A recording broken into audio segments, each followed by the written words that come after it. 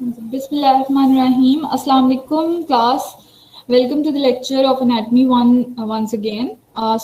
This is your fifth week of the whole semester, and we are expecting to have your midterms over the seventh week. So we have still 2 weeks to study enough and revise the things. I would be introducing you to the lecture of joint and its structures related to the joint today. And we expect that after that, we will go to the embryology section of general anatomy. After doing that, I would conduct some extra classes, like obviously they would be scheduled classes, but we would have covered our syllabus in that. So we will have extra time for the students who have joined late. So they can tell me the topics and we can conduct presentations on that topic through different students. And those new students would have to question those previous students who have studied from me, and they will be presenting those topics. And if they could answer the questions well and good, if they couldn't answer, I will answer the questions on their behalf. तो फिर हम इस तरह से presentations one by one conduct कर लेंगे हमारे last week के अंदर. तो for now हम joints को start कर रहे हैं. We will study about joints, and recorded lecture has been uploaded. I would like you all to listen to that as well. But I will be presenting joints. It is a very easy lecture of today. Let's enjoy that, and after that I will describe more about कि हम presentations किस तरह conduct करवाएंगे, मैं topic distribution किस तरह से करूँगी, और हम presentations कब ले रहे हैं. तो अभी के लिए आज का lecture anatomy 1 का.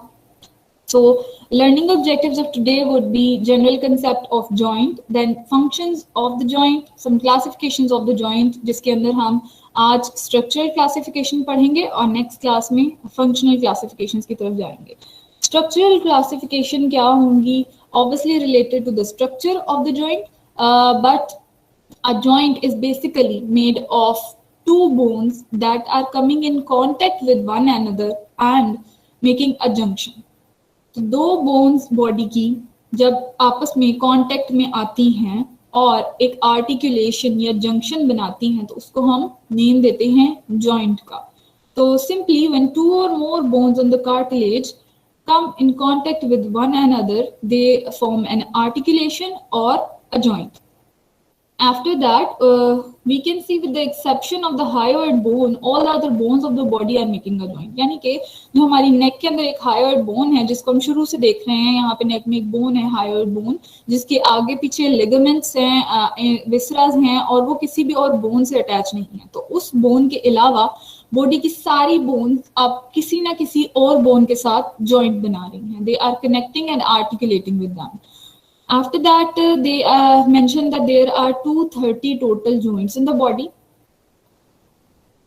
How can we classify the joints on the basis of structure and the function? So structural classification ke liye we have bones that connect to one another.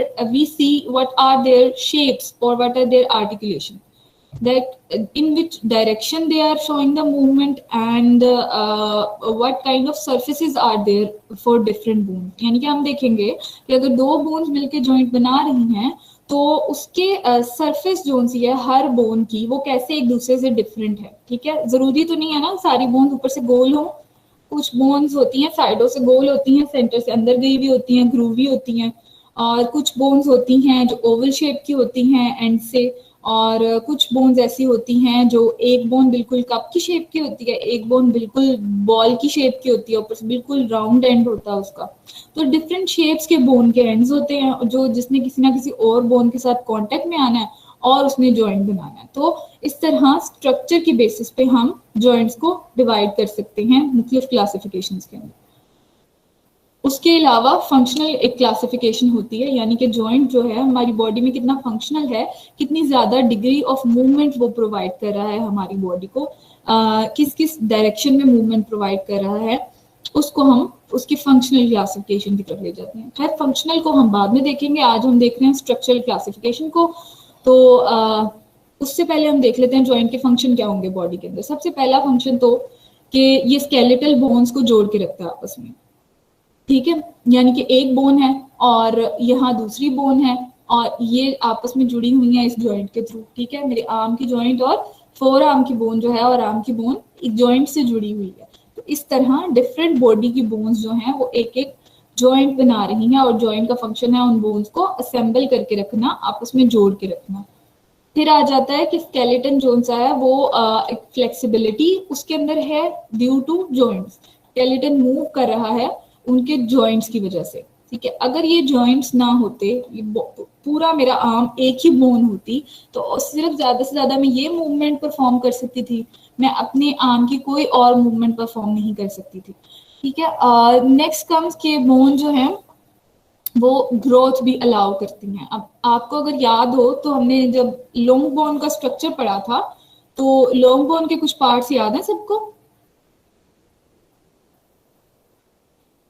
एक हमने उसके अंदर पढ़ा था कि एपिफिसिस होता है, एक हमने पढ़ा था कि डायफिसिस होता है। जो एंड होता है उसको हम एपिफिसिस कहते हैं, शाफ्ट को डायफिसिस कहते हैं। और इन दोनों को कनेक्ट करने के लिए मेटाफिसिस होता है। मेटाफिसिस के अंदर एक एपिफिजियल कार्टिलेज होता है, उस कार्टिलेज ने एक्चुअली ग्रोथ करवानी होती है बाकी के बोन की। वेरी गुड, जो भी बोला था, I couldn't read the name, लेकिन वेरी गुड, आई अप्रिशिएट। तो वो जो प्लेट होती है ना, होता तो वो कार्टिलेज है, ठीक है, ऊपर वाली बोन, बोन के एंड और उसकी शाफ्ट के बीच में एक जॉइंट सा बना रहा होता है जहां से बोन की ग्रोथ हो रही होती है। उसको भी हम एज ए जॉइंट कंसिडर करते हैं, वो विद इन वन बोन होता है। ठीक है, हम जब आगे टाइप्स ऑफ जॉइंट्स पढ़ेंगे तो ये चीज क्लियर हो जाएगी। यहाँ पे general classification, structural classification of joint बताई हुई है। सबसे पहले है फाइब्रस जॉइंट, जो कि फिक्स्ड जॉइंट्स होते हैं, यानी इसमें मूवमेंट बहुत कम होती है, 0 डिग्रीज में मूवमेंट होती है, 0 पॉइंट सम डिग्रीज में मूवमेंट होती है जस्ट। एक्चुअली में इनमें कोई मूवमेंट शो नहीं होती। फिर आ जाते हैं कार्टिलेजिनस जॉइंट, जिसके अंदर प्रॉपर मूवमेंट होती है। ठीक है, लेकिन डिग्री ऑफ मूवमेंट ज्यादा इसका भी नहीं होता, 0 to 3, 4, 5 डिग्रीज, मैक्सिमम 10 डिग्रीज तक इसमें मूवमेंट देखी जा सकती है। ठीक है, नेक्स्ट आ जाते हैं साइनोवियल जॉइंट्स। ये फ्रीली मूवेबल जॉइंट्स होते हैं, इनमें 100 डिग्रीज तक, 180 डिग्रीज तक मूवमेंट पाई जाती है। ठीक है, इन बोन्स के अंदर, इन जॉइंट्स के अंदर, साइनोवियल जॉइंट्स के अंदर मैक्सिमम मूवमेंट होती है। तो जो फाइब्रस जॉइंट्स हैं वो आगे 3 में डिवाइडेड हैं। कुछ होते हैं सुचर्स होते हैं, कुछ होते हैं गम्फोसिस होते हैं, कुछ सिंडेस्मोसिस होते हैं। फिर कार्टिलेजिनस जॉइंट को 2 में डिवाइड किया गया है, primary and secondary cartilaginous joints. और साइनोवियल जॉइंट्स की 7 टाइप्स हैं। वन बाय वन इनको देखते हैं। सबसे पहले हम देखेंगे फाइब्रस जॉइंट। सबसे पहली बात इसमें हमने क्या याद रखनी है, इमूवेबल है। ठीक है, इमूवेबल का मतलब क्या है कि या तो दोनों स्ट्रक्चर्स आपस में बहुत क्लोजली जुड़े हुए हैं, दोनों बोन्स की सर्फेसिस आपस में बहुत क्लोजली जुड़ी हुई हैं, जिसकी वजह से उनके दरमियान में मूवमेंट नहीं है। ठीक है, या दूसरी बात क्या हो सकती है, अगर थोड़े डिस्टेंस पे भी है ना, तो इसको जोड़ने वाला जो स्ट्रक्चर है, इन जैसे ये अगर 2 बोन्स हैं थोड़े से डिस्टेंस पे है, तो इनके सेंटर में जो स्ट्रक्चर है वो इतना हार्ड होगा, इतना ज्यादा कैल्सिफाइड होगा और डेंस थिक होगा कि वो इन दोनों बोन्स को अपनी जगह से हिलने ही नहीं देगा, इनको फिक्स करके रखेगा अपनी जगह पे। तो अब ये 2 पॉइंट्स को अगर आप जहन में रखो तो फाइब्रस जॉइंट्स को याद करना बहुत आसान हो जाएगा। They are saying the fibrous immovable bones are connected by dense connective tissue consisting mainly of collagen।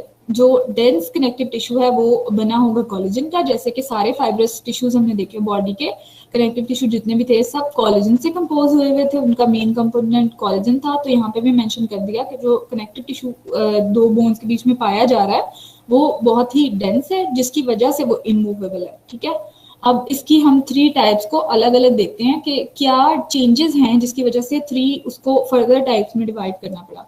सबसे पहले आ जाएंगे सुचर्स। ठीक है, अब सुचर में बोन बिल्कुल आपस में कनेक्टेड होती हैं, इनके बीच में फाइबर बहुत कम होता है। ठीक है, मेनली दोनों बोन्स आपस में इस तरह जुड़ी हुई होती हैं कि कोई मूवमेंट उसके अंदर अलाउ ही नहीं होती, बट क्योंकि वो 2 अलग अलग जो बोन्स हैं और वो आपस में आकर मिल रही हैं, दैट इज वाई उनको हम जॉइंट कह रहे हैं। और उसको सबसे पहला उसके अंदर फॉर्म आ गई सुचर जॉइंट। ठीक है, अब they are found between the bones of the skull. तो जो स्कल होता है, ह्यूमन स्कल, ठीक है, उसकी बोन्स जो मिलकर जॉइंट्स बनाती हैं वो मोस्टली सुचर्स होते हैं। आपको याद होगा हमने प्लेन्स और प्लेन्स पढ़े थे शुरू में, सेजिटल प्लेन, फ्रंटल प्लेन और ट्रांसवर्स प्लेन। तो उसमें जो सेजिटल और फ्रंटल प्लेन है ना, वो इन्हीं वॉल्ट वाले सुचर्स को मद्देनजर रख के बॉडी में ड्रॉ किए गए थे। यानी जो सेंटर में सुचर है उसको हम फ्रंटल कह देते हैं, सॉरी सेजिटल सुचर कह देते हैं, और जो इस तरह से सुचर जा रहा होता है फ्रंट पे उसको हम फ्रंटल सुचर कहते हैं, जिसकी वजह से जिसके कंसेप्ट से साइंटिस्ट ने प्लेन्स ड्रॉ किए थे। तो ये तो हो गई एक्स्ट्रा बात। अब सिर्फ सुचर्स की अगर हम बात करें कि वो स्कल के अंदर हैं, अब उनकी और एक प्रॉपर्टी क्या है कि जब एक बेबी ने बर्थ करनी होती है ना, अभी वो under the process of labour होता है, उसकी बर्थ होनी होती है, उस टाइम तक उसके ये स्कल के जो सुचर्स हैं ये आपस में फ्यूज नहीं हुए होते, ये आपस में जुड़े हुए नहीं होते हैं, ये थोड़े दूर दूर प्रेजेंट होते हैं और इसमें स्लाइड डिग्री ऑफ मूवमेंट उस वक्त होती है। बट आफ्टर बर्थ कुछ महीनों के बाद ये आपस में बोन्स मिल जाती हैं। आपने कभी सुना होगा किसी बड़े को कहते हुए कि इसके बेबी के सर पे जोर से मत हाथ रखना, अभी इसकी हड्डियां जुड़ी नहीं है सर की, ठीक है। तो ये बड़ा नॉर्मल कंसेप्ट है और बड़ा आम सा कंसेप्ट है कि स्कल की बोन्स आपस में नहीं जुड़ी होती हैं until a few months of birth, ठीक है। पैदाइश के फिर कुछ महीनों के बाद ये बोन्स आपस में जुड़ना शुरू हो जाती हैं, जो एक्चुअली सुचर बनाती हैं, और फिर ये बड़ी इमूवेबल हो जाती हैं ताकि ब्रेन को किसी भी किस्म का डैमेज ना आ सके, ठीक है। फिर ये अपनी जगह पे स्टिफ हो जाती हैं। So they later become rigid and there are following varieties of the sutures present. Sutures की आगे काफी सारी varieties हैं।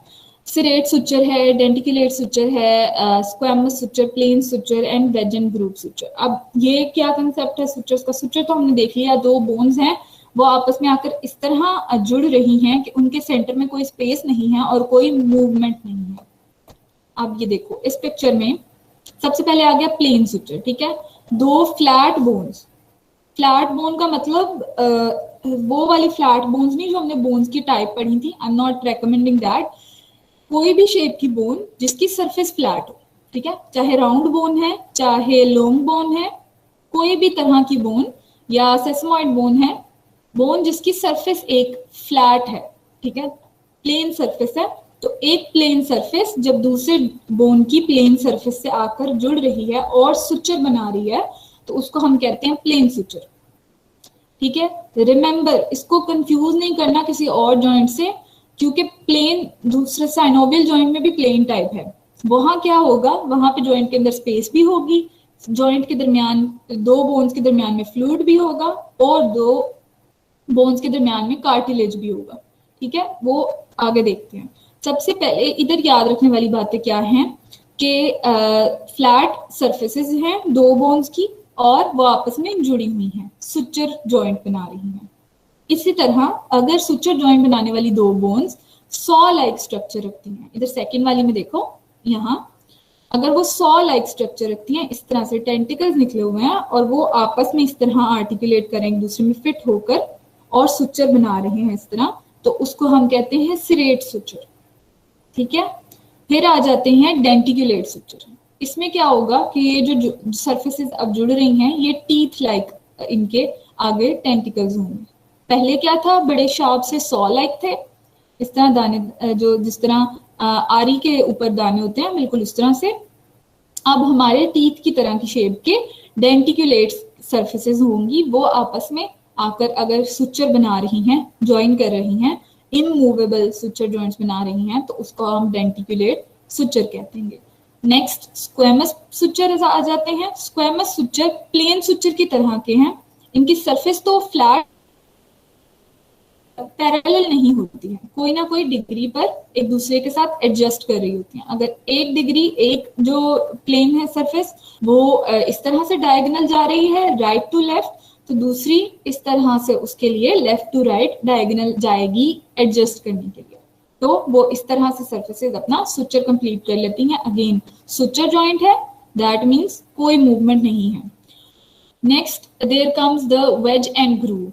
तो इसमें क्या होता है कि एक वेज बन जाता है, ठीक है, बिल्कुल एक शार्प सी सरफेस एक आर्टिकुलर सरफेस बना लेती है और दूसरी आर्टिकुलर सरफेस, दूसरी बोन जो है वो उसके लिए एक ग्रूव प्रोवाइड कर देती है कि हाँ इसके अंदर आके फिट हो जाए। तो इस तरह से वेज और ग्रूव सुचर बन जाता है। अभी तक कोई क्वेश्चन?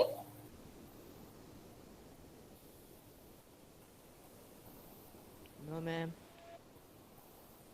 चलो फिर मैं लेक्चर के एंड पे क्वेश्चंस करूंगी and you would have to answer, so everyone is bound to listen carefully.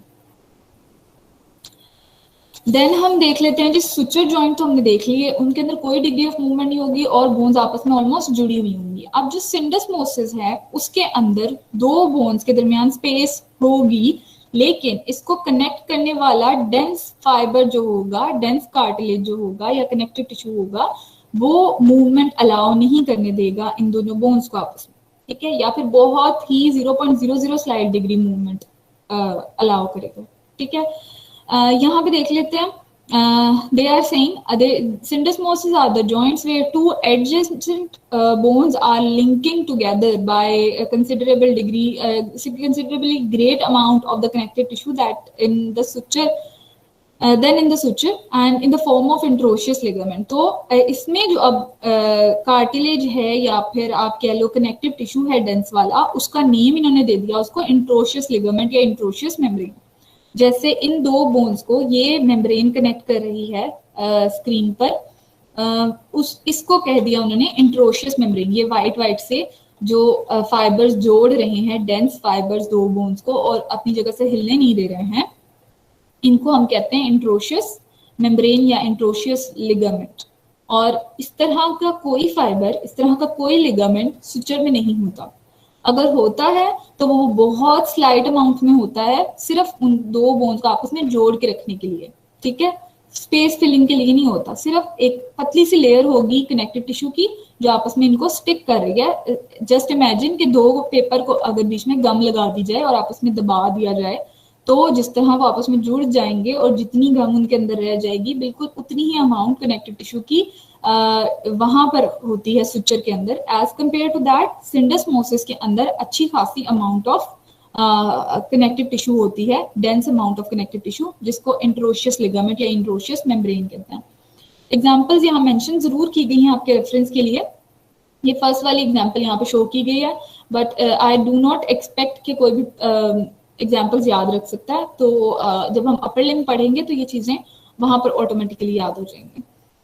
For the BFN students आप लोगों के लिए अच्छा है, याद कर लीजिए interosseous radio ulnar joint and interosseous tibio fibular joint, ये बॉडी के कुछ जॉइंट्स हैं जिनके अंदर इस तरह का इंट्रोशियस लिगामेंट पाया जाता है और वो बोन्स को आपस में कनेक्ट कर रही है। देन आ गया गुम्फोसिस सुचर सॉरी जॉइंट, ठीक है, ये अगेन फाइब्रस है, इमूवेबल है, पर इसकी बड़ी एग्जांपल बड़ी मजे की है इसकी। ये एक ही बॉडी के अंदर जॉइंट है जो टीथ को अपनी जगह पे फिक्स कर रहा है और इसके जो टीथ को नीचे उसकी सॉकेट के साथ, एल्वियुलर सॉकेट के साथ जोड़ने वाले लिगामेंट को हम कह देते हैं पेरिडोंटल लिगामेंट। तो ये एक ही बॉडी में जॉइंट है, एक ही तरह का जॉइंट तो काफी सारे हैं ना, टीथ तो काफी सारे हैं, वो अपनी सॉकेट में फिट हो रहे हैं, बट ये सिंगल टाइप ऑफ जॉइंट है, इसकी कोई और एग्जांपल नहीं मिलती है। सो गुम्फोसिस वो जॉइंट है जो सिंपल हमारे टीथ की बोन को नीचे उसके सॉकेट के अंदर फिक्स कर रहा है, जॉइंट कर रहा है, और इसके अंदर जो लिगामेंट है उसको कहते हैं पेरिडोंटल लिगामेंट। अब यहाँ पे देखो ये टीथ है, ये उसकी सॉकेट है, और ये जो पिंक वाला नजर आ गया इसने इसको कनेक्ट करके रखा हुआ है, इसको हम कह देंगे पेरिडोंटल लिगामेंट है इसका। नेक्स्ट आ गया जी कार्टिलेजिनस जॉइंट्स। अब कार्टिलेजिनस जॉइंट्स वो जॉइंट्स हैं जिसके अंदर स्लाइट मूवमेंट ऑफ डिग्री तो होगी, ठीक है, उसके अलावा इनको रिलेटिवली फ्लेक्सिबल कार्टिलेजेस ने, ये भी फाइब्रो कार्टिलेज ही होंगे इसके अंदर, हाइलन कार्टिलेज और फाइब्रो कार्टिलेज, लेकिन ये slight degree of movement allow करेंगे। ये इतने ज्यादा डेंस नहीं होंगे कि ये दो बोन के अंदर मूवमेंट ही अलाउ ना करें, ठीक है, ये मूवमेंट अलाउ करेंगे। तो इनमें आगे दो टाइप्स आ जाती हैं, प्राइमरी और सेकेंडरी। अगेन जैसे फाइब्रस जॉइंट के बीच में कैविटी नहीं थी, ठीक है, अगर कोई स्पेस थी उसको फाइबर्स ने फिल कर दिया, ठीक है, और बोन्स को आपस में कनेक्ट कर दिया। उसी तरह इन जॉइंट्स के अंदर भी स्पेस नहीं है, कैविटी नहीं है, दो बोन्स आपस में जुड़ी हुई होंगी और अगर वो कनेक्टेड पूरी तरह से नहीं भी है तो स्पेस को फिल किया होगा किसी ना किसी कार्टिलेज ने या फाइबर्स ने, किसी ना किसी मटेरियल ने। सबसे पहले लेते हैं प्राइमरी कार्टिलेजिनस जॉइंट। इनका दूसरा नाम है सिन कॉन्ड्रोसिस। सिन कॉन्ड्रोसिस, सिन रेकमेंड करता है जॉइंट को और कॉन्डो रेकमेंड करता है कार्टिलेज को। तो जो भी जॉइंट जिसके अंदर फिलिंग की हुई है कार्टिलेज ने, ठीक है, उसको हम कह देते हैं synchondrosis. So the bones forming the joint are connected by a plate of hyaline cartilage. एक ये बोन है, एक ये बोन है, दोनों के बीच में कार्टिलेज ने जगह फिल कर दिया, ठीक है, कोई भी स्पेस कैविटी नहीं छोड़ी, उस जगह को फिल कर दिया है, जिसकी वजह से इनकी मूवमेंट रिलेटिवली कम होती है, लेकिन फाइबरस जॉइंट से ज्यादा होगी। फाइबरस जॉइंट तो बिल्कुल फिक्स्ड है ना, वो तो बोन्स को हिलने ही नहीं दे रहा, लेकिन इसमें स्लाइड डिग्री ऑफ मूवमेंट होती है। अब इसकी एग्जांपल्स क्या होंगी? ये एक एग्जांपल तो हमें मिल गई रिब्स के अंदर, ठीक है, हमारी फर्स्ट रिब जब हमारी इधर सेंट्रल बोन के साथ यहाँ पे जॉइंट बना रही है, तो बीच में यहाँ पे देखो छोटे से ब्लू कलर के हाइलैंड कार्टिलेज की डिस्क प्रेजेंट है, ठीक है, और यहाँ पे स्लाइड डिग्री ऑफ मूवमेंट होती है। इमूवेबल क्यों कह रहे हैं? क्योंकि ये निकल के बाहर नहीं आ जाता या अंदर नहीं चला जाता, ये अपनी जगह पर रहता है, बट जब हम ब्रीद इन करते हैं, ब्रीद आउट करते हैं, तो स्लाइड डिग्री ऑफ मूवमेंट इसके अंदर आ जाती है। अब सेकंड एग्जांपल इसकी ये है, बोन के अंदर, ये बोन का एपिफिसिस है, एक ही बोन के अंदर ये एपिफिसिस है, ये डायफिसिस है, और सेंटर में इनको जोड़ रही है एपिफिजियल प्लेट या हाइलैंड कार्टिलेज, जहां से एक्चुअली बोन की ग्रोथ होती है। तो ये वो वाला पॉइंट था जो हमने जॉइंट के फंक्शन में पढ़ा कि ये बोन की ग्रोथ भी अलाउ करता है, तो वो ये जॉइंट है जहां से बोन की ग्रोथ हो रही होती है, ठीक है। अब ये सारे कॉन्सेप्ट्स ओवरलैपिंग हैं। जब हमने बोन का स्ट्रक्चर पढ़ा तब हमने सिर्फ इतना पढ़ा कि बीच में एक कार्टिलेज होता है। अब हम देख रहे हैं कि वो कार्टिलेज तो एक जॉइंट बना रहा है बोन के अंदर, which is allowing the growth of the bone, ठीक हो गया।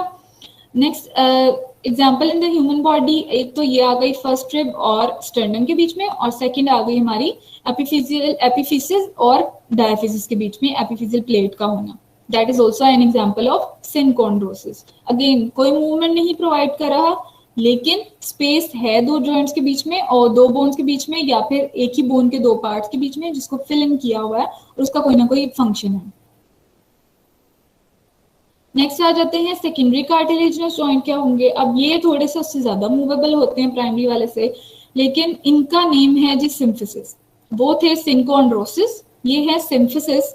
So in these joints, the articular surfaces of the bone forming the joint are covered by thin plate of hyaline cartilage. वहां पे hyaline cartilage थोड़ा सा मोटा था, disc की शेप का था, यहाँ पर और ज्यादा बारीक लेयर ऑफ hyaline cartilage है जो दो बोन का आपस में जोड़ रही है। यहाँ पे देखो इस एग्जाम्पल में ये एक हिप की बोन है, ये दूसरी साइड की हिप की बोन है, और ये सेंटर में दोनों को जोड़ने वाली एक पतली सी hyaline cartilage है। जो इस तरह के जॉइंट्स होंगे बॉडी के अंदर, जिनके अंदर बहुत पतली सी डिस्क होगी, जैसे कि हमारी वर्टिब्रास हैं, सारी वर्टिब्रास में थिन लेयर ऑफ डिस्क पाई जाती है, ठीक है, जिसको इंटरवर्टिब्रल डिस्क कहते हैं। That is also an example of symphysis. तो अभी तक हमने क्या पढ़ लिया?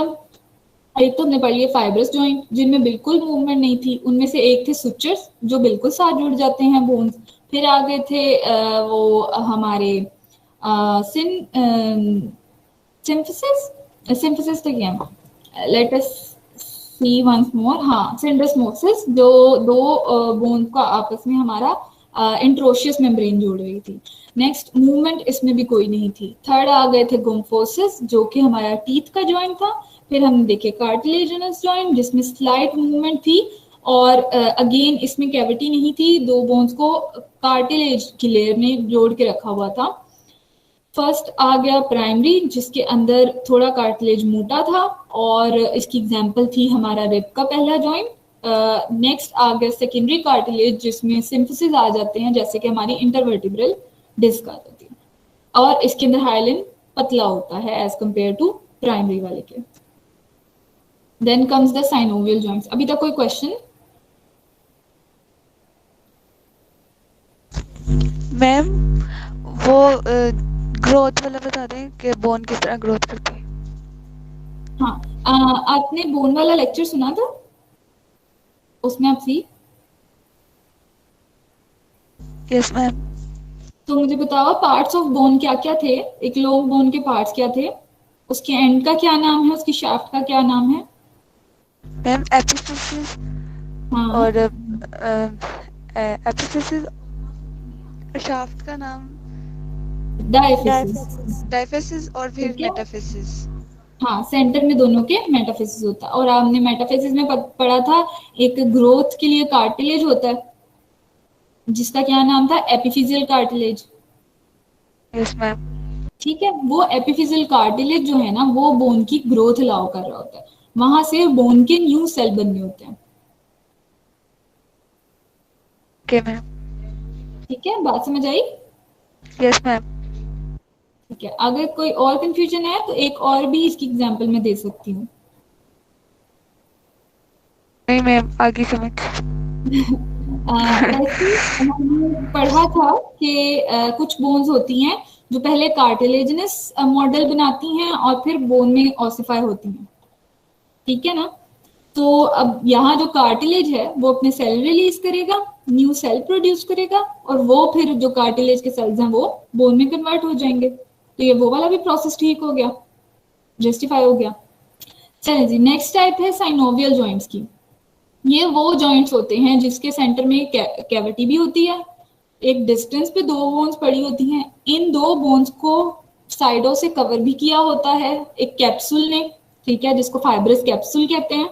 एंड जो इनके दरमियान की स्पेस है वो कोई कार्टिलेज नहीं कवर कर रहा होता, या कोई मेम्ब्रेन नहीं कवर कर रही होती, कोई लिगामेंट नहीं कवर कर रही होती, वो एक्चुअली फिल्ड होती है फ्लूइड से, जिसको कहते हैं साइनोवियल फ्लूइड। अब साइनोवियल फ्लूइड को साइनोवियल फ्लूइड क्या कहते हैं, क्यों कहते हैं जी? वो कहते हैं कि ये एग के वाइट जो एग होता है, एल्ब्यूमिन होता है एग का, उससे मिलते जुलता इसका स्ट्रक्चर होता है, अपीयरेंस होती है, जिसकी वजह से हम इसको साइनोवियल फ्लूइड कह देते हैं। और इस साइनोवियल फ्लूइड की वजह से हम जॉइंट को साइनोवियल जॉइंट कहते हैं। यहाँ पे इसकी करेक्टरिस्टिक्स देखें।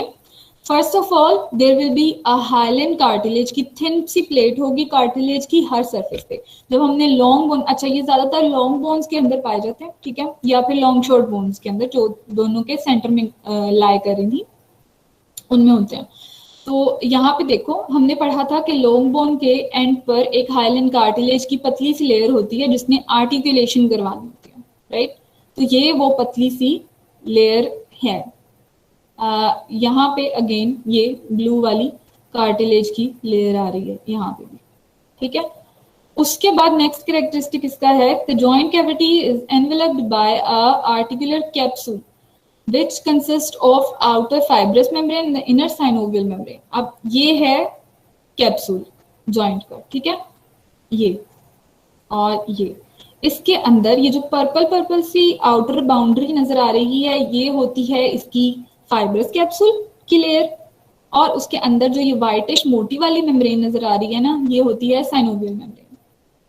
साइनोवियल मेम्ब्रेन का काम क्या है कि इसने साइनोवियल फ्लूइड प्रोड्यूस करना होता है, ठीक है, जिसने जॉइंट के अंदर फिल हो जाना है और वहां पे लुब्रिकेशन और मूवमेंट प्रोवाइड करनी है, ठीक है, इजी मूवमेंट प्रोवाइड करनी है। ये थिक सा फ्लूइड होता है। So the cavity of the joint is lined everywhere by the synovial membrane except for the articular cartilage। अब इस लाइन का क्या मतलब है? ये आर्टिकुलर कार्टिलेज है, ठीक है, जो साइनोवियल मेम्ब्रेन है वो यहाँ होगी, पूरे जॉइंट को कवर करिए, साइडों से पूरे जॉइंट को कवर करिए, लेकिन आर्टिकुलर सरफेस को कवर नहीं करेगी। आर्टिकुलर सरफेस या आर्टिकुलर कार्टिलेज एक्सपोज होगा एक दूसरे के साथ मूवमेंट के लिए, और उस मूवमेंट को इजी कौन बना रहा है? Synovial fluid. अब यहाँ पे अगेन देखो, ये एक बोन है जी, ये दूसरी बोन है, सेंटर में आ गया दोनों के कार्टिलेज, और उसके दरमियान स्पेस को किसने फिल कर दिया? साइनोवियल फ्लूइड के, और ये बन गया कैप्सूल उसका जॉइंट का। तो ये पार्ट्स अच्छी तरह से याद रखने हैं, पूरी जिंदगी याद रखने हैं कि एक तो होता है साइनोवियल जॉइंट के outside, very important, synovial joint हर लिहाज से इंपॉर्टेंट है, प्रैक्टिकली भी, पेपर व्यू से भी, every from every view synovial joint is the main joint you have to learn, right? तो इसमें सबसे पहले सबसे बाहर जॉइंट के क्या आ गया, 2 बोन्स को कवर कर रहा है कैप्सूल। ठीक है, कैप्सूल की 2 लेयर्स हैं, एक है आउटर फाइब्रस लेयर और एक है इनर साइनोवियल मेम्ब्रेन। अब जो साइनोवियल मेम्ब्रेन है वो फ्लूइड रिलीज कर रही है जिसको कहते हैं साइनोवियल फ्लूइड, जो 2 आर्टिकुलर सरफेसेस के दरमियान में लुब्रिकेशन प्रोवाइड कर रही है। ये 3 पॉइंट्स याद रख लें। आगे आ जाएगा जी, the cavity is filled with the fluid that is secreted by the synovial membrane and which provides nutrition to the articular cartilage as well as lubrication to the articular cartilage. Some joint cavity completely or incompletely divided by articular disc. तो ये अब एक new feature है, ठीक है, जो बातें पढ़ ली उसके बाद कि कुछ जॉइंट, सब जॉइंट्स नहीं, कुछ जॉइंट्स साइनोवियल ऐसे होते हैं जिसके अंदर इस तरह से कार्टिलेज ने एक सरफेस को कवर किया होता है। क्यों कवर किया होता है? शॉक एब्जॉर्प्शन के लिए, कि ये नी जॉइंट शो किया हुआ, ठीक है, सो दैट जब मैं खड़ी होंगी तो मेरे नीचे वाले बोन के ऊपर, जब ऊपर वाली बोन पूरा बॉडी का वेट डालेगी और मैंने चलना होगा या मैं जंप करूंगी तो एक शॉक बॉडी में जाता है, उस शॉक को एब्जॉर्ब कर रहा होता है ये वाला कार्टिलेज, ठीक है, या इसको डिस्क कह लें, ठीक है, आर्टिकुलर डिस्क है और इसका दूसरा नाम मेनिस्काई भी होता है। तो अब 4 चीजें हमने साइनोवियल जॉइंट में याद रखनी है। आउटर कैप्सूल, कैप्सूल की 2 layers, inner layer synovial membrane is releasing synovial fluid जो कि न्यूट्रिशन और लुब्रिकेशन प्रोवाइड कर रहा है आर्टिकुलर कार्टिलेज को। उसके अलावा 2 bony surfaces are covered with the articular cartilage, thin plate of articular cartilage. उसके अलावा some of the synovial joints also have a disc present in it, an articular disc जो shock absorption का काम करती है। फिर आ जाते हैं टाइप्स ऑफ साइनोवियल जॉइंट्स। अब 7 टाइप्स ऑफ साइनोवियल जॉइंट। सबसे पहले हम देखेंगे प्लेन जॉइंट क्या होता है, हिंज जॉइंट क्या होता है, पिवट जॉइंट क्या होता है। अब ये ना बड़ी मजे मजे की एग्जांपल है, आप इतना फैसिनेट हो जाओगे कि बॉडी के अंदर अल्लाह ताला ने कितनी तरह के जॉइंट्स बनाए हुए हैं और कितनी अलग अलग शेप्स के जॉइंट्स बनाए हुए हैं। सबसे पहले प्लेन जॉइंट, जैसे हमने सूचर्स में पढ़ा था, 2 फ्लैट सरफेस वाले बोन्स होंगी जो आपस में जॉइंट बना रही हैं, पर अभी यहाँ ये साइनोवियल जॉइंट की बात हो रही है, ठीक है। तो 2 फ्लैट सरफेसेस आपस में जॉइंट बना रही हैं, उसी तरह से ये आउटसाइड कवर्ड होंगी कैप्सूल के साथ और इनसाइड इनके फ्लूइड भी होगा, ठीक है। अब लेकिन ये मूवमेंट कहाँ कहाँ अलाउ कर रही है, इस डायरेक्शन में भी और इस डायरेक्शन में भी, ठीक है। तो ये 2 डायरेक्शंस के अंदर काफी सारी मूवमेंट्स प्रोवाइड कर देती हैं। ये सबसे ज्यादा मूवेबल बॉडी के जॉइंट्स होते हैं फ्लैट। एग्जांपल इसकी कहाँ मिलती है, ये जो हाथ के अंदर शॉर्ट बोन्स होती है ना, ये आपस में इस तरह का जॉइंट बना रही होती है, ठीक है। छोटी छोटी बोन्स होती हैं जो अक्सर स्क्वायर शेप की होती हैं या राउंड शेप की होती है, लेकिन इनकी जो सरफेस होती है ना वो फ्लैट होती है, ठीक है, आर्टिकुलेटिंग सरफेस, और वो किसी ना किसी दूसरी बोन के साथ इस तरह का प्लेन जॉइंट बना रही होती है।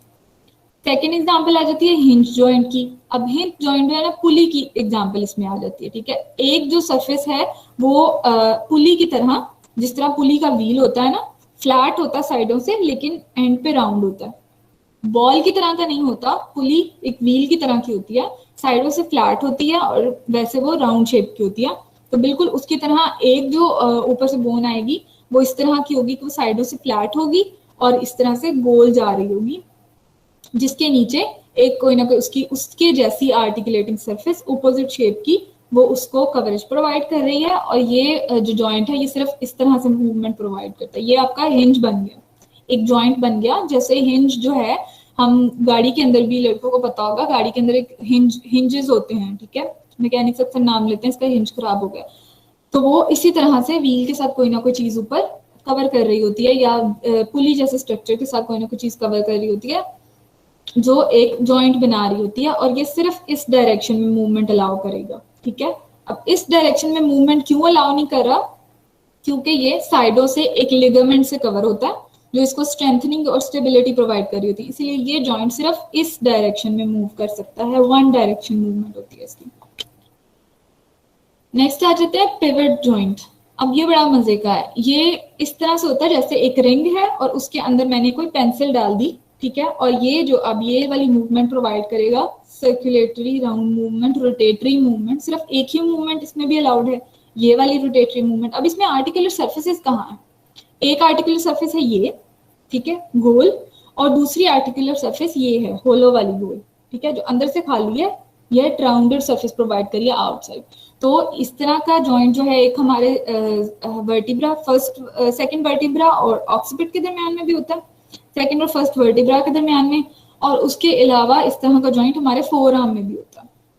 ठीक है, जहां पर हमारी एक जो बोन है जिसका हेड गोल है वो दूसरी बोन के अंदर जो उसको स्पेस प्रोवाइड करेगी उसके अंदर आर्टिकुलेट करेगी, और ये जो ओपन स्पेस बच गई है ये मोस्टली कवर्ड होती है with the help of a ligament, और ये साइकिल इस तरह पूरा हो जाता है। ठीक है, ये सर्कल पूरा हो जाता है और इस सर्कल के अंदर वो बोन मूव कर रही होती है, अपनी सर्कुलेटरी मूवमेंट्स परफॉर्म कर रही होती है। तो ये हो जाते हैं हमारे पिवट जॉइंट्स। फिर आ जाता है कॉन्डाइलर जॉइंट। अब एक तो हमने पढ़ लिया फ्लैट है, दूसरा हमने पढ़ लिया हिंज है पुली की तरह, तीसरा हमने पढ़ लिया पिवट है जिसके अंदर एक सुराख के अंदर से पेंसिल को हम मूव करवाएं, तो बिल्कुल ऐसी उसकी एग्जांपल है। अगला जॉइंट आ जाता है जी कॉन्डाइलर जॉइंट और एलिप्सॉइड जॉइंट इसके बाद आ जाएगा। ये दोनों जॉइंट्स एक दूसरे से रिलेटेड होते हैं जिसके अंदर एक सरफेस जो है वो कन्वेक्स होगी, एक थोड़ी सी कनकेव होगी, लेकिन ये इस तरह से बहुत ज्यादा नहीं। ठीक है, इस तरह से शेप्स होती हैं, एक अगर डूम की शेप की है थोड़ी सी तो दूसरी बल्जी सी हमें कोई ना कोई एलिवेशन शो कर रही होगी जिसके ऊपर इस बोन ने मूव करना था। ठीक है, अगेन ये मूवमेंट इस तरह भी देगी और इस तरह से भी देगी। ठीक है, दोनों बोन मूव कर सकती हैं, इस तरह से भी मूव करेंगी और इस तरह से भी मूव करेंगी। ठीक है, तो ये स्ट्रक्चर्स होते हैं। Rounded articular structure of one bone fits into the socket, rounded articular structure of one bone fit into the socket of the other bone and the end of the bone bearing round articular surfaces is called condyle. तो अब ये जो round वाला surface है ना bone की, इसको actually condyle कहते हैं, जिसकी वजह से ये कॉन्डाइलर जॉइंट कहलाता है। इसमें टू डायरेक्शनल मूवमेंट होती है, एक डायरेक्शन ऑफ मूवमेंट ये है और एक डायरेक्शन ऑफ मूवमेंट ये है। फिर आ जाते हैं एलिप्सॉइडल जॉइंट। एलिप्सॉइडल जॉइंट बिल्कुल कॉन्डाइलर जॉइंट की तरह है, लेकिन इसमें जो है ना शेप थोड़ी सी फर्क हो जाती है। उन्होंने पहले कह दिया था कि राउंड सरफेस है जिसके ऊपर एक सॉकेट आ रहा है, लेकिन अब वो एलिप्सॉइड में कह रहे हैं कि थोड़ी सी ओवल शेप है। तो एलिप्टिकल शेप कौन सी होती है, ओवल शेप को कहते हैं। ठीक है, तो जो है था ना एलिप्टिकल जॉइंट, जो हमारे स्पेस के अंदर जो दायरे बनते हैं वो ओवल शेप के होते हैं, एलिप्टिकल शेप के होते हैं। तो वहां से वर्ड आया है एलिप्टिकल। तो एलिप्टिकल कन्वेक्स सरफेस एक बोन की आर्टिकुलेट कर रही होती है, elliptical surface of the other bone होगी वही राउंड और थोड़ी सी एलिवेटेड और एक सॉकेट की तरह की, लेकिन एलिप्टिकल शेप की होगी, थोड़ी सी ओवल होंगी। बाकी कॉन्डाइलर जॉइंट की तरह सेम इनके भी टू डायरेक्शनल मूवमेंट होगी। फिर आ जाते हैं सैडल जॉइंट। अब ये बड़े ना मजे के जॉइंट्स हैं जिनके ना आप एक एग्जांपल अगर याद करो कि जो किसी ने हॉर्स राइडिंग की हो या कभी भी घोड़े के ऊपर बैठे हो तो उन्होंने घोड़े के ऊपर एक सैडल शेप की सीट रखी होती है। ठीक है, वो सेंटर से अंदर गई भी होती है और साइडों से आगे पीछे से इस तरह से होती है। ठीक है, इस तरह से आई होती है, तो वो शेप क्या बनाती है, वो ये वाली शेप बनाती है। ठीक है, इसको हम कहते हैं सैडल। अब जो इसके ऑपोजिट सरफेस होगी ना वो इसी की कॉन्ग्रुएंसी में दूसरी शेप बना रही होगी। लाइक अगर एक सरफेस इस तरह से है तो उसके ऊपर वाली दूसरी सरफेस इस तरह से आएगी। ठीक है, के अंदर if I have a marker तो मैं शो करूं।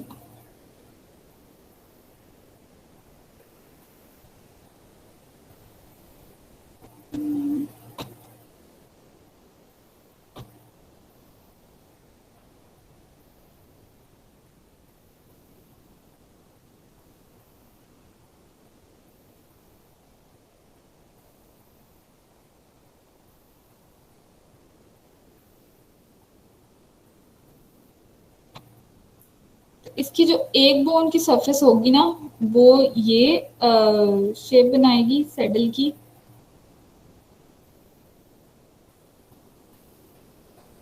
ठीक है, और जो दूसरी बोन की सरफेस है वो इसके ऑपोजिट इस तरह से आके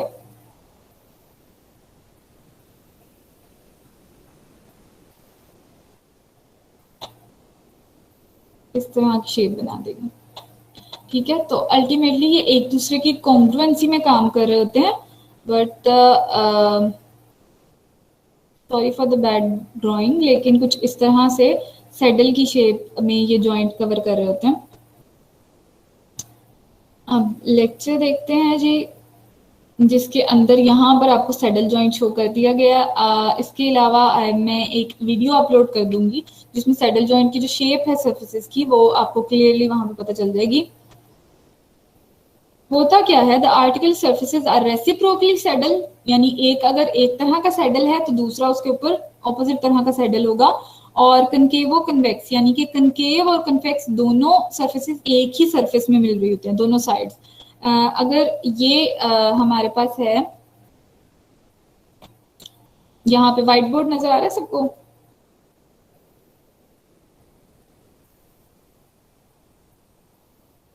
students? No ma'am. Yes ma'am. आ रहा है नजर? नहीं, स्लाइड्स शो हो रही हैं। स्लाइड्स नो हो मैम, रही बस ठीक स्लाइड है, शो। Okay okay.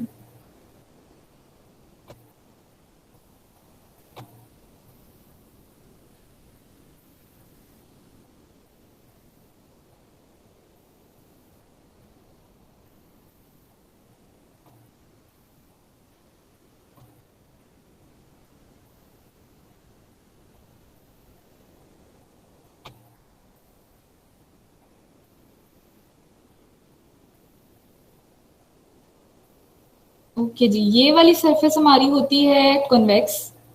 ठीक है,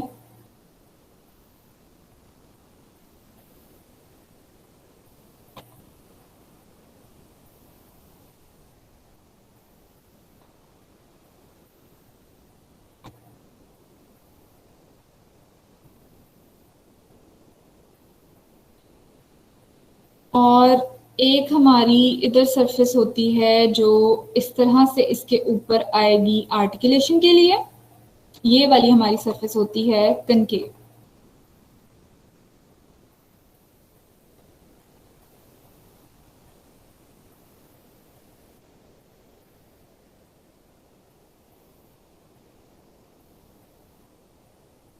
अच्छा, अब अगर कनकेव और कन्वेक्स का कंसेप्ट समझ आ गया हो तो ये जो हमारी सैडल सरफेस थी,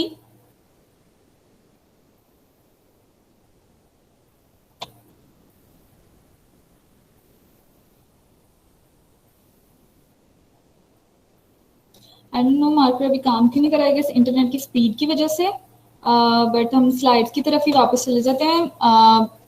यहाँ पर जो अंदर की तरफ जा रही है सरफेस जो डीप है वो एक्चुअली हमारी होगी कनकेव सरफेस, और उसके निस्बत जो सरफेस इस तरह से उसकी राउंड आगे को ऊपर की तरफ आ रही है वो सरफेस हमारी होगी convex surface.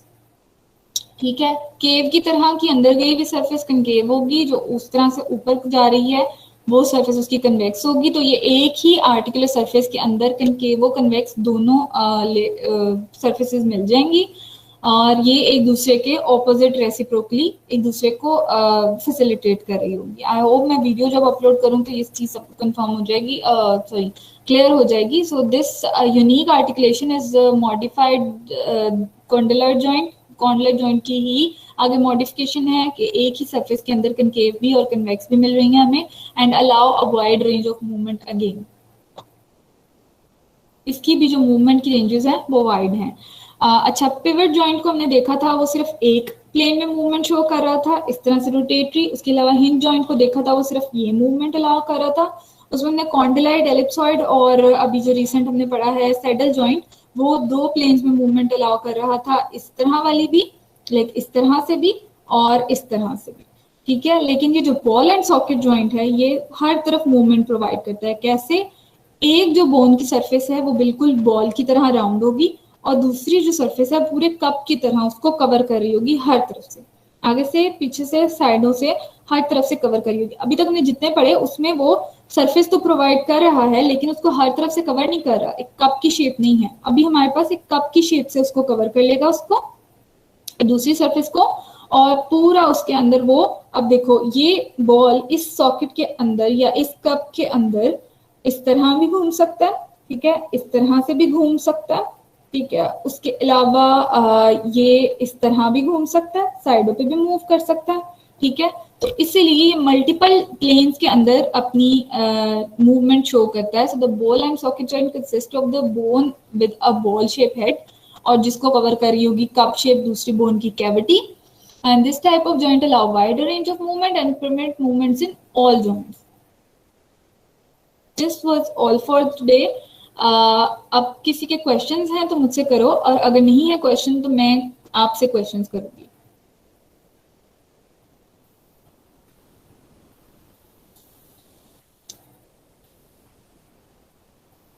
Students? No ma'am, everything is clear.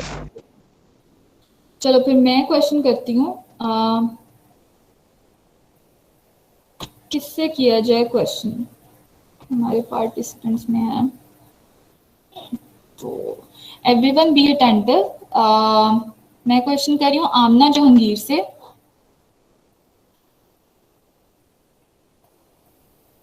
आमना जहांगीर बच्चे अपना माइक ऑन करें और आंसर मी द क्वेश्चन कि हमने आज एक पिवट जॉइंट पढ़ा था, ठीक है। उस पिवट जॉइंट में कौन सी मूवमेंट अलाउ कर रहा था बोन को? ऑप्शंस हैं, ऑप्शंस में देती हूँ। Rotatory movement, one plane movement, two plane movement. कौन सी डायरेक्शन में मूवमेंट वो अलाउ कर रहा था?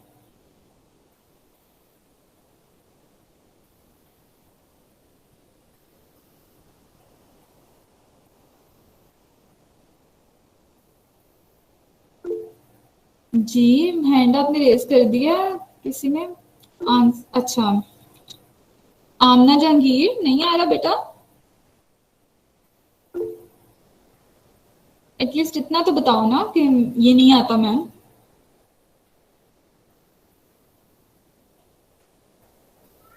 मैम उसका माइक खराब है। अच्छा जी, माइक खराब हो गया, क्वेश्चन के टाइम पे माइक खराब हो गया। ठीक है आमना, अपना माइक ऑफ कर लो। हम पूछेंगे अरीज नेम से। अरीज बच्चे सेम क्वेश्चन, जो हमारा पिवट जॉइंट है वो कौन सी मूवमेंट अलाउ कर रहा है बोन को? One plane movement. अच्छा ठीक है, वन प्लेन है, पर मूवमेंट कौन सी है? रोटेटरी। शाबाश, वेरी गुड। और अब मेरा नेक्स्ट क्वेश्चन है जी, किंजा ने हैंड रेज किया हुआ है। अच्छा, आंसर करना चाह रही हो किंजा? मैम वो कर दिया, रीज ने करना था आंसर। ठीक है, अब आपसे क्वेश्चन है किंजा, मुझे बताओ कि सबसे ज्यादा डिग्री ऑफ मूवमेंट अलाउ करने वाला कौन सा साइनोवियल जॉइंट है जो हर प्लेन में मूवमेंट अलाउ करता है? Ma'am ball and socket. शाबाश, वेरी गुड। नेक्स्ट कम्स पाकीजा वारिस। पाकीजा बच्चे, आप ये बताओ कि हमारे फाइब्रस जॉइंट की आगे 3 डिवीजन थी, उन तीनों के नाम क्या थे?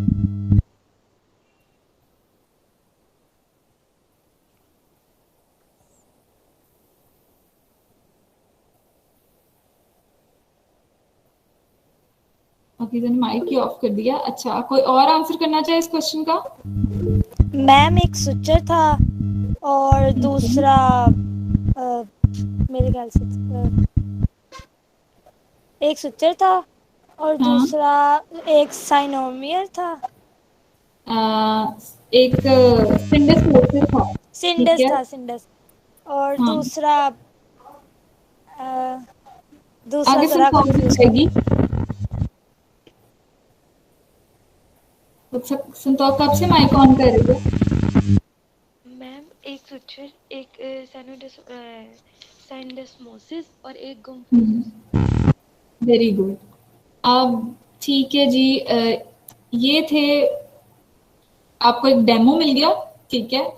इस तरह का ऑरल क्विज मैं किसी भी क्लास में अरेंज करवा सकती हूँ, टॉपिक बता दूंगी obviously, and we will have a quiz in our lecture and most probably next interactive class से पहले जो टॉपिक्स कवर हो चुके होंगे उनमें से I will tell you the topic और हम उसका क्विज कंडक्ट करेंगे और उसके बाद नेक्स्ट लेक्चर स्टार्ट करेंगे. सो आज के लिए थैंक यू सो मच. मुझे बहुत अच्छा लगा बच्चों ने कंट्रीब्यूट किया and hope for the best of your future ahead. Thank you so much students और अल्लाह हाफिज.